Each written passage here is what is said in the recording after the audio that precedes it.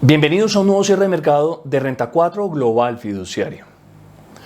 Los mercados accionarios americanos vieron cómo cierra la peor semana del 2023, luego de leer las minutas de la Fed y de la publicación del índice PCE de precios de consumo personal, dato que es preferido por la Fed,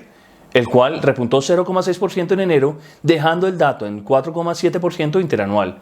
por encima de lo presupuestado por los analistas. Este dato indica que la inflación no cede e incluso aparece un fantasma que afecta la tranquilidad de los mercados. Además de esta publicación, se suma a los miedos generados por la lectura de las minutas que indican que el Banco Central Americano debe mantener las tasas altas por un mayor tiempo, buscando controlar las presiones inflacionarias, llevando incluso a un 5% o sobrepasándolo, que creíamos podía ser el límite superior. Terminamos así la semana registrando la peor semana para el S&P 500 desde el 6 de diciembre del año pasado, con un descenso de 2,7%, mientras que el Dow Jones cayó casi de 3% para marcar su cuarta semana consecutiva en rojo. Los participantes del mercado continúan preocupados con el ritmo de subidas de la Fed, lo que ha llevado a impactar la curva de rendimientos de tasas de tesoros, llevando a los tesoros americanos de referencia de 10 años aproximadamente 13 puntos básicos arriba, para cerrar la semana en 3,949%. Cabe recordar que la curva de tesoros se mantiene invertida, con los tesoros de 2 años marcando un 4,803%. Luego de un año de guerra entre Ucrania y Rusia y de debilidad de la divisa americana frente a su par europeo, el índice de fuerza relativa DXY alcanzó un incremento de 0,6% para llegar a 105,20, tras marcar un máximo de 7 semanas de 105,32 durante estos últimos días, y sumar su mayor ganancia semanal desde fines de septiembre. Ahora bien, el crudo Brent de referencia para Colombia sigue viendo cómo Rusia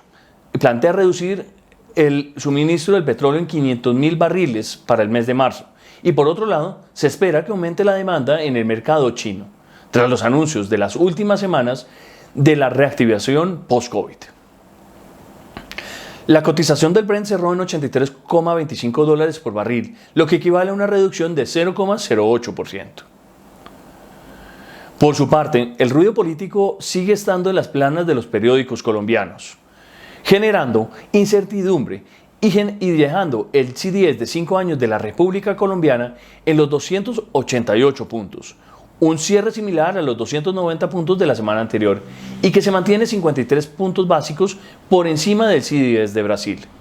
El tipo de cambio, por su parte, cerró en 4.839,84, recuperando 63 pesos por dólar esta semana, mostrando una pequeña corrección después de un par de semanas volátiles. Por otro lado, el índice MSCI Colcap continuó descendiendo hasta los 1.193,54 puntos, lo que equivale a un descenso de menos 1,29%. En cuanto a las tasas locales, esta semana se vencieron los test VR del 2023, liberando una gran cantidad de recursos que se invirtieron en diferentes títulos de la curva de test tasa fija y test VR. Vimos cómo algunas referencias tasa fija se ajustaron, pero al final el movimiento promedio de la curva de activos se mantuvo en cero, mientras que los TSVR sí se desvalorizaron y en promedio subieron 16 puntos básicos.